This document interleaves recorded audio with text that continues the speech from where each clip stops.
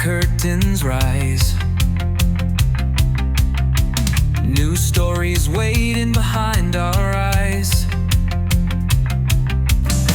Charlotte and John with the final say, breaking down the screens in their own way. This is the final cut, where the real reviews ignite. Hi, and welcome to another episode of Final Cut. Today we're delighted to introduce our first guest. And John, could you introduce our first guest? Yeah, thanks, Charlotte. So it's a great pleasure to welcome the first guest on our new podcast series. And his name is Neil Laird. And he has done and produced and directed, and as well as written, over 1,000 hours of non-fiction programming for channels such as Discovery, the History Channel, National Geographic, as well as the BBC and Channel 4. So basically, if you've been a viewer of US cable TV documentary channels over the last 25 years, you'll have come across quite a few of his works, including Shark Week, which he was executive producer on, which has quite a cult following, as well as his own passion area, which is ancient history, and shows about the ancient world and about ancient Egypt. Now, more recently, after 25 or so years working in non-fiction television, Neil crossed over last year and began to write creative fiction with a fascinating new series of books called Jared Plummer versus the Ancient World, beginning with a novel that was released a year ago called Primetime Travelers, with a follow-up published later last year called Primetime Pompeii, and I believe a third is in the works called Primetime Troy. Now, this revolves around the fictional adventures of a fictional documentary crew led by a relatively inexperienced TV director called Jared Plummer, who mysteriously is given by an old lady an ancient portal which allows him to travel back in time to ancient Egypt to make, quote unquote, the greatest documentary ever made. Now, online reviewers have been extremely complimentary about Neil's books, describing them as sort of Indiana Jones meets Doctor Who. Others have compared them to the Outlander series and to the Percy Jackson series in the ways in which they blend a fascination with ancient history, mixing it up with elements of fantasy and aspects of our contemporary world. So, Neil, it's a great pleasure to introduce you and to welcome you to our Final Cut podcast. And can I just begin with a very basic first question? You spent so long working in non-fiction television. What induced and inspired you to move over into creative writing? That's a very good question. It certainly wasn't something that I ever planned to say after a quarter century I'm going to move over and be a novelist, mostly because novelists don't make a bloody dime, so it's hardly a second. You don't make it your first career, make it your second career when you have some money in the bank. It was passion, and it came largely out of doing television for, again, 25 years. I made my first film in 1996 about the Great Sphinx, which has always been my passion place, Egypt, as you said. And after 1,000 hours of television and over 100 series, I kind of got tired of sticking to the facts. I kind of got tired of footnotes. I kind of got tired of, well, I wish Ramsey could say that, but I can't put words in Ramsey's mouth because Discovery Channel won't let me, or BBC won't let me. So it's funny. I decided to write my first book in 2016. And by that point, I'd already been thinking a bit about, I want to create fiction. I want to take what I know about television, my love of the ancient world, and combine them. But of course, getting off the seat and doing it is much more difficult than thinking about it. Writing a book is not easy. But again, 2016, two things happened that really kind of like pushed me forward. One is I turned 50. And I realized, oh, bloody hell, there's a lot more time behind me than ahead of me. So stop thinking about it, Neil. And the other one is in January of that year, my great creative hero died, David Bowie. And even though he was a musician and not a writer, I am been a Bowie freak since the late 70s. I bought every album that came out, and I knew his I knew everything he was doing forward and back. And it was only after I read his obituary, which again I knew so well, that I was reminded of what made Bowie so brilliant was he was fearless. With every album, he recreated himself. With every album, he took you to a new world. He was not afraid to fail. He was not afraid to try something and then move on if it didn't work. And I remember thinking there, like, well, clearly I can't be Bowie, but maybe Neil Laird has one Bowie album in him, one trick up his sleeve. So let's find out and do it. So in a way, it was the inspiration of those two things that said, okay, I started writing. And then I just dived into taking my two things that I love so well, my day job and my passion of ancient Egypt and ancient Rome and ancient Greece, and I combined them into a very satirical, fun time travel novel, something I could never do for television. Interesting. So what inspired this latest novel? Why did you want to write a third book in the series? What? It's all about the books are self-published, and the way you gain an audience in self-publishing is to have books on the shelf. So then, you go back and you have two or three books you can sell and you can get out there. It's about building a name. And so unlike traditional publishing, which takes years and years and years between books because the agent has to do this and that, you can publish and write anytime you want. So I have found that by having two books out already and the third one being promised and being sent up, that it builds the anticipation, it builds the audience. I have a newsletter I send out, and it's really a way for the independent publishing market to kind of get a name for themselves by simply, because people don't want to wait 2 years for a book. If they like a book, they want to read the next chapter tomorrow. I'm not that fast of a writer, but I could probably crank it out in less than a year. Yeah. Well, I'm always fascinated with anytime I've spoken to creative writers, how they actually write. Now, the interesting thing with you, of course, is that you're dealing with historical material, so it must involve a certain amount of research. Good few years ago, Charlotte and I encountered Diana Gabaldon, the author of the Outlander novels, who was visiting Scotland. And she said that, in fact, she just read a whole load of books about Scotland and never visited Scotland, and yet wrote it all out from that. But in your case, you've visited some of these places, or most of them, or all of them. So why, how do you blend research and fiction?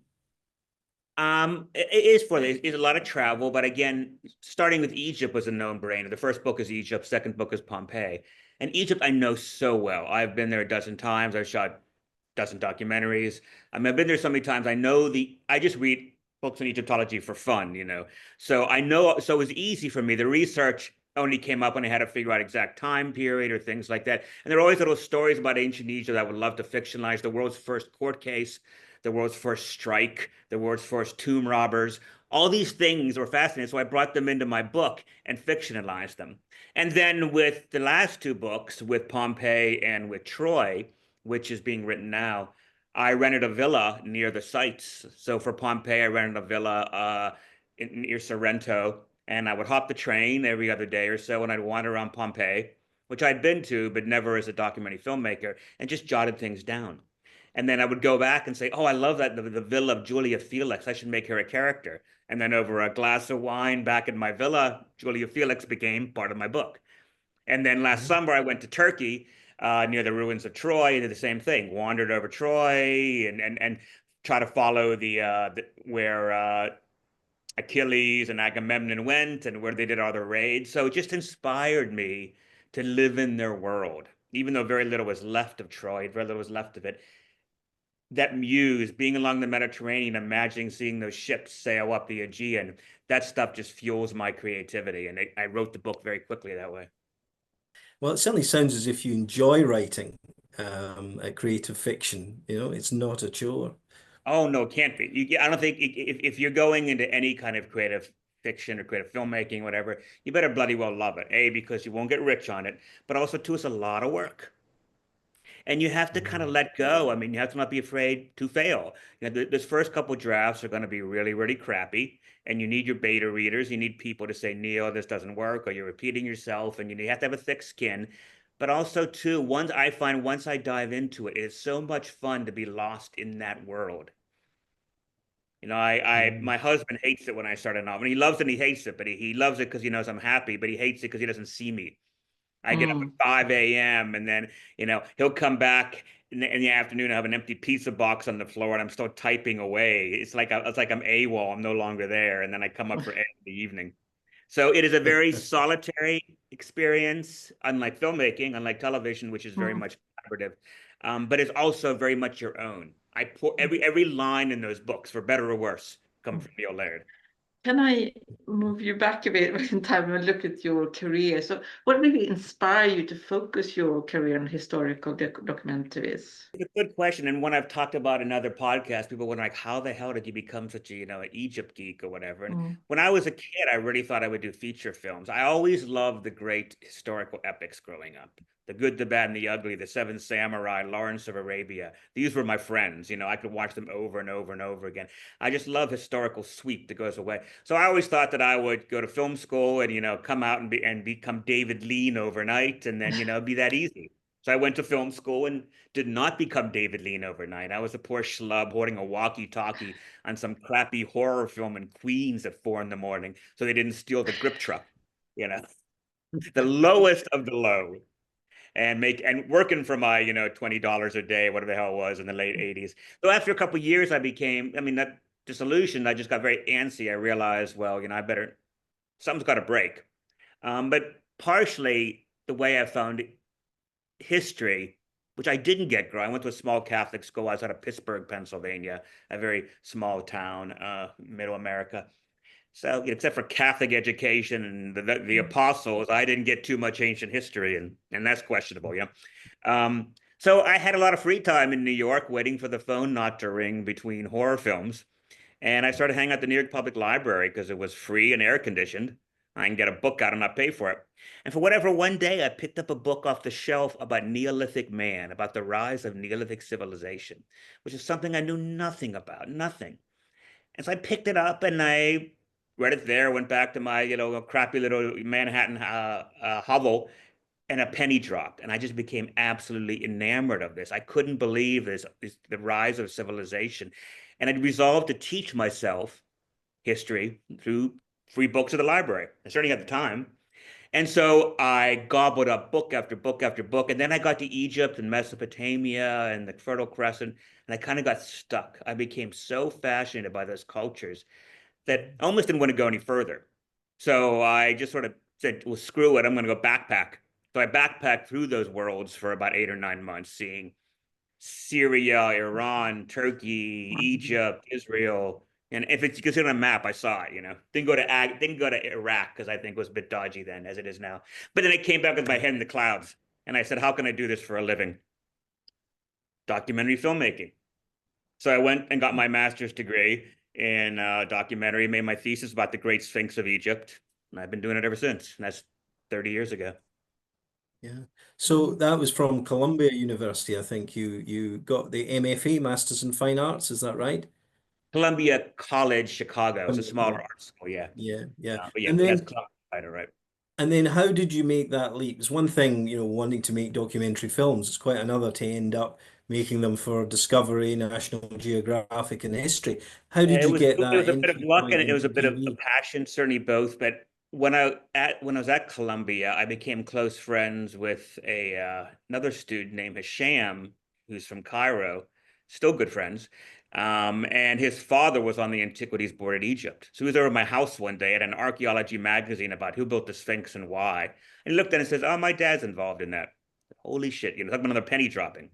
So I scrambled together what little money I had, and my thesis film, which I don't know how it is in the UK or elsewhere, but thesis is like what MFA, you have to make something.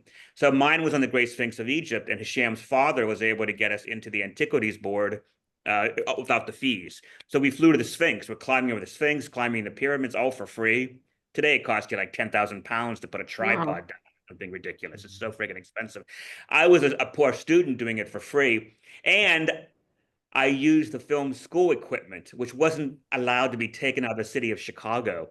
I took it to the Giza Plateau and shot a film there. And I remember returning it, the tripod, and it rattled with sand inside the tripod. The woman behind the cage, the film cage, says, you didn't take this to Lake Michigan, did you? I said, yes, ma'am.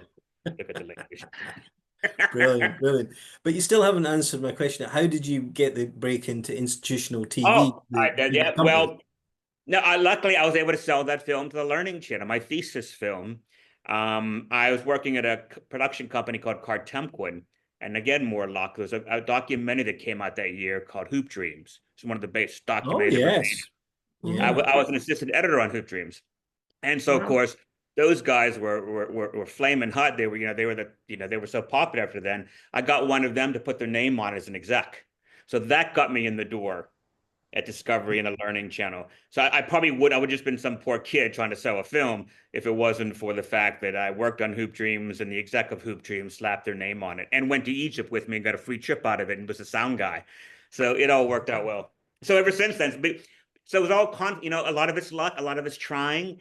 I would say don't wait around for either alone. You got to find both and jump on it. And so because of that, I skipped right into directing and producing rather than work my way up like the poor schlub with the walkie-talkie. I went right to the creative stuff in TV, and I've been doing it ever since.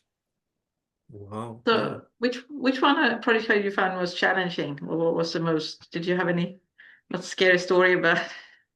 Did I have anything happen so on the set? many, I've given, lectures on just, the things that have gone wrong. I've gotten dysentery 3 times in India and Egypt and where else? Guam, I think. I got chased by a grizzly bear in Alaska.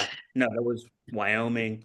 I got shaken down by the mafia in Sicily because they didn't like what we were shooting. I mean, it's an endless, isn't it? It's, it's like. You should do a biography, maybe.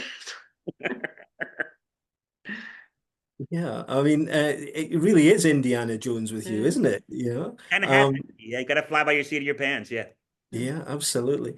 One interesting question that occurred to me is there's a lot of ignorance about the ancient world amongst the public. From all your travels and all your research, what do you think is the one or two most important things that you feel people should know about the ancient world that they tend not to know?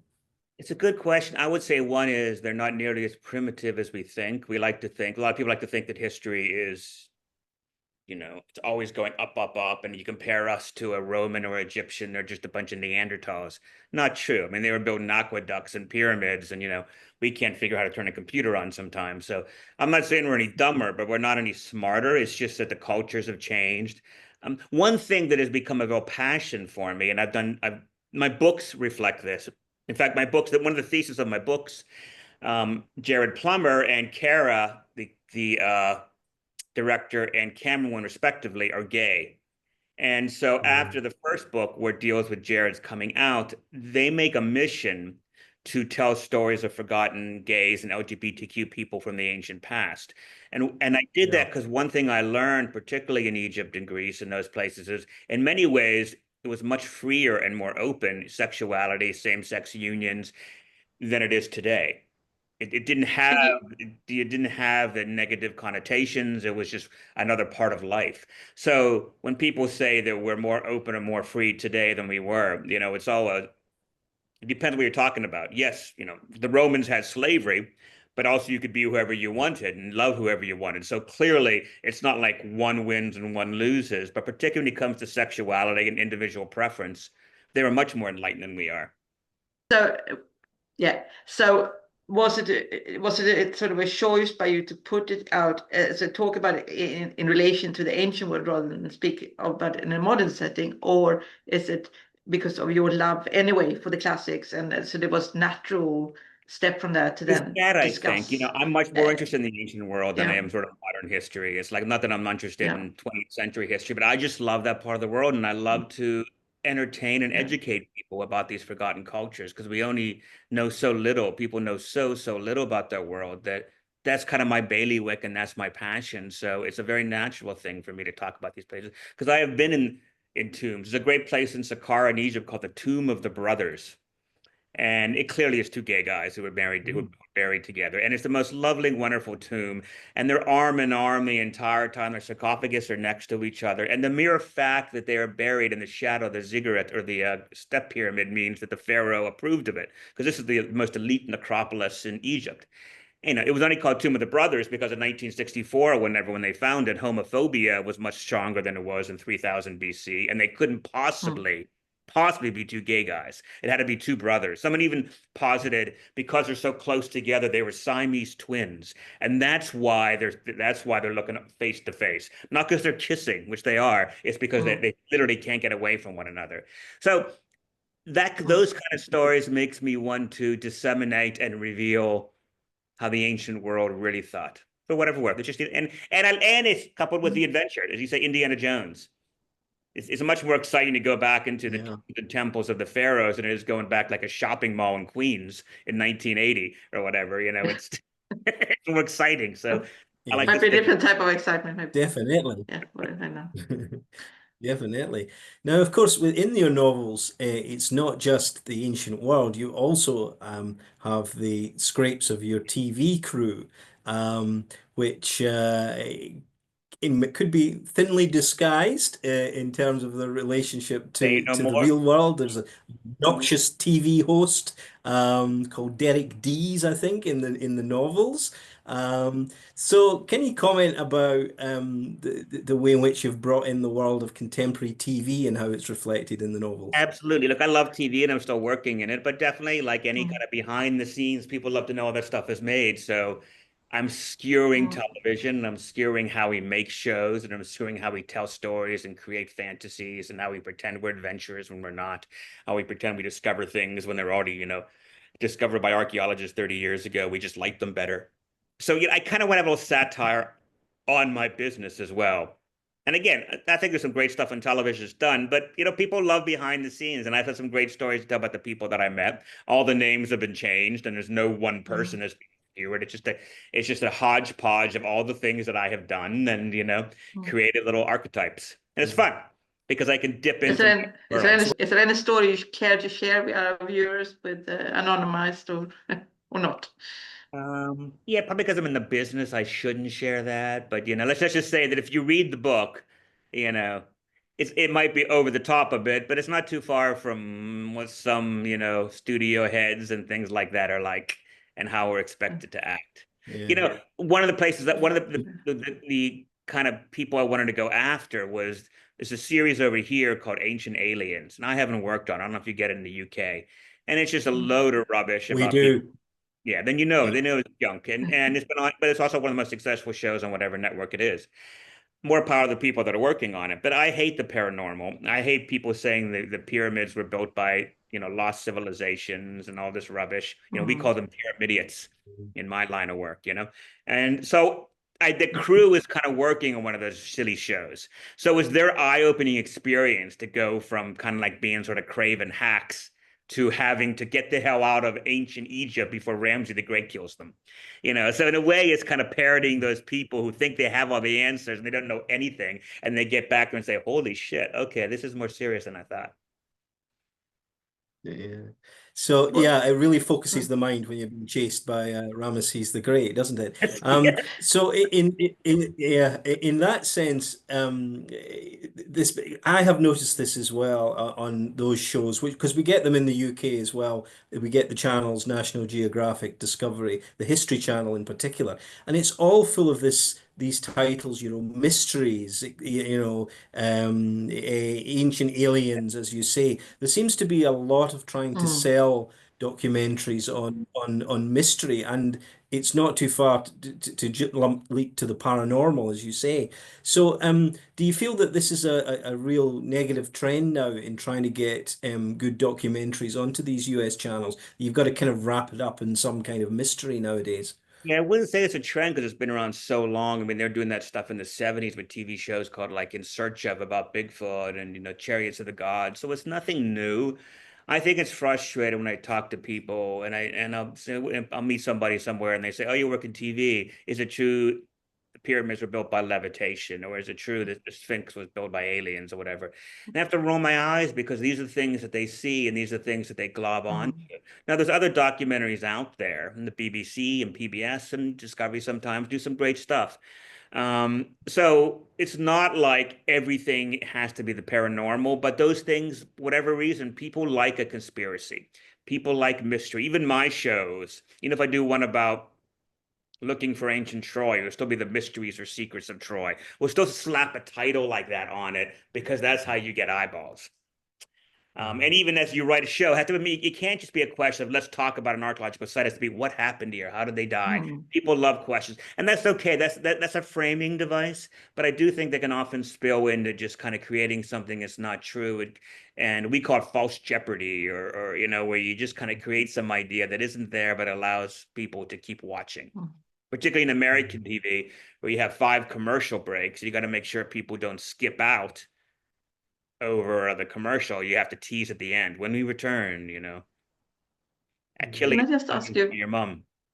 Can I just ask you for our younger audience, what advice would you give to an aspiring filmmaker, or particularly documentary filmmaker? Because I think maybe many young people, they aren't interested to get into the area. What sort of advice would you? I mean, it's a new world, and when I was coming up in the 90s and the O's, I mean, those don't exist anymore because streaming has changed everything. Even as I mentioned, commercial breaks, most people are watching stuff on streaming, and they're made for streaming, and they don't exist anymore because it's all subscription based. So don't follow the path I did in 1996, and it won't get you anywhere. I think to anybody who wants to write a book or make a documentary, produce something. Don't wait for someone to give you the gift of hiring you. If you got a short film in you, shoot it. If you got a novel, start writing it. The first couple drafts will be dodgy and you'll fall on your face, but people want to see results. I know if someone came to me and said, "Oh, I want to be your assistant," and and no assistant's gonna have any credits. If someone has like, I've been working as an assistant editor in like a shoe store for 6 years, and someone said I made 4 films, at home, I pick that kid. Because that person is excited about the business. That person is already trying stories out. Your resume is your work. Yeah. Even at that early episode, produce, do something. Yeah. Two sort of related questions here. The future. First of all, what's the future for Neil Laird in terms of what you want to do next? But also, what's the future, do you think, of TV and the kind of world that you've worked in, given, as you say, the rise of streaming and the way in which And AI. and AI, which is Charlotte's pet topic. Yeah. For me, it's like, I have a few more years writing television. I don't think I need to do the big, deep dives. I'm happy to write and do smaller projects because I've done so many. But I want to continue to write my novels too. And I'll finish Troy and have a few other ideas.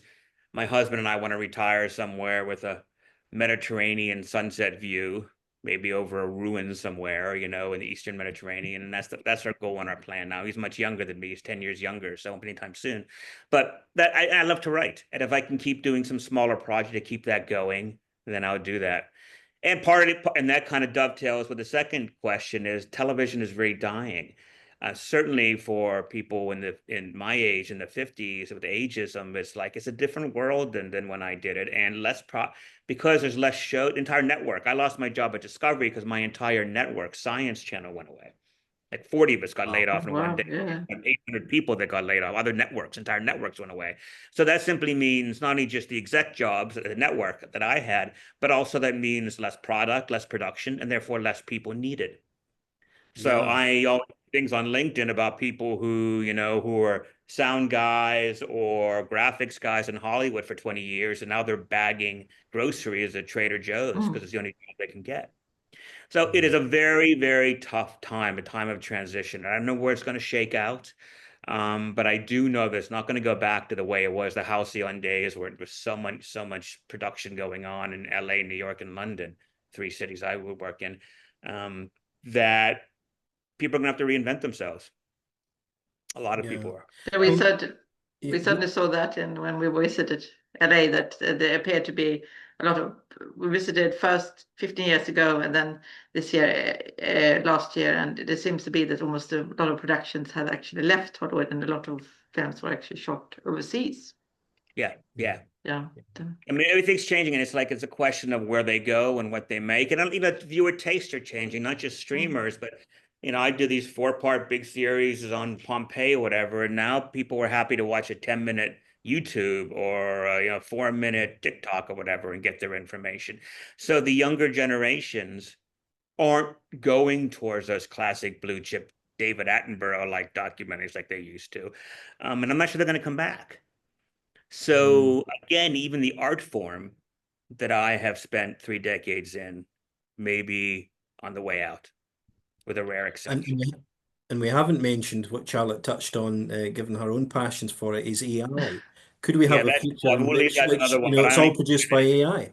And yeah, I mean, look, hosts don't go on location anymore. They'll just get a backdrop of the pyramids. There's you don't need copy editors. You don't, eventually you probably won't need script writers.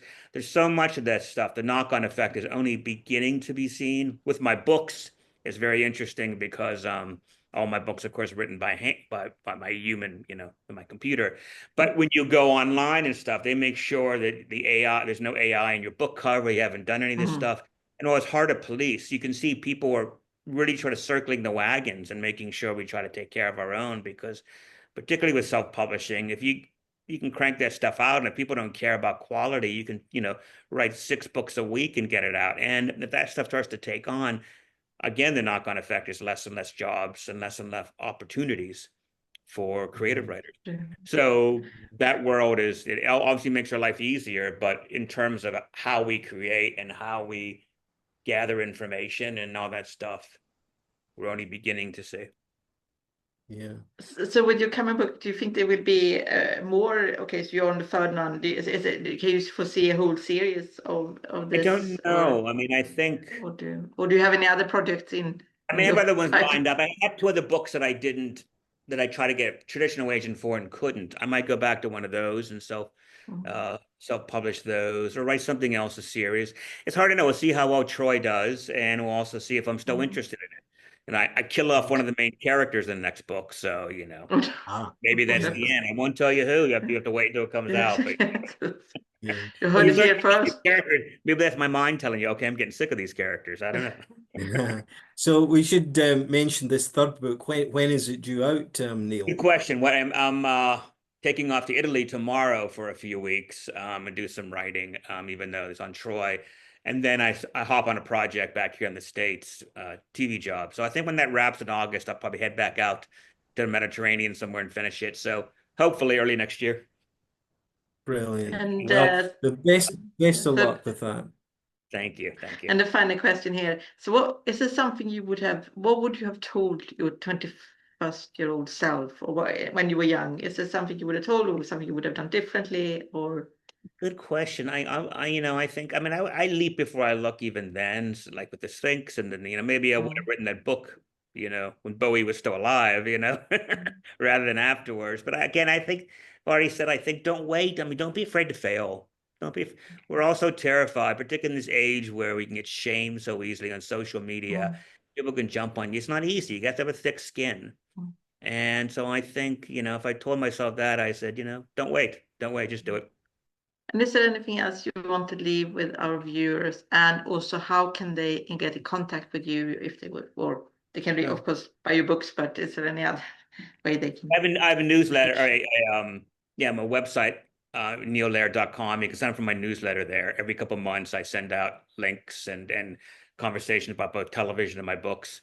And then Amazon has both of my books, both the US and UK. Just type in Neil Laird or Primetime Travelers or Primetime Pompeii, and they come up. And let me know what you think. Okay. If you read the book, well, great stuff. Well, review and let me know. Absolutely. Well, thanks ever so much, Neil, and the best of luck for the future. Thank you very much. Thank you very much, and thank you for enjoying another episode of The Final Cut. And you can follow us here on YouTube or on your podcast host. Thanks again for tuning in.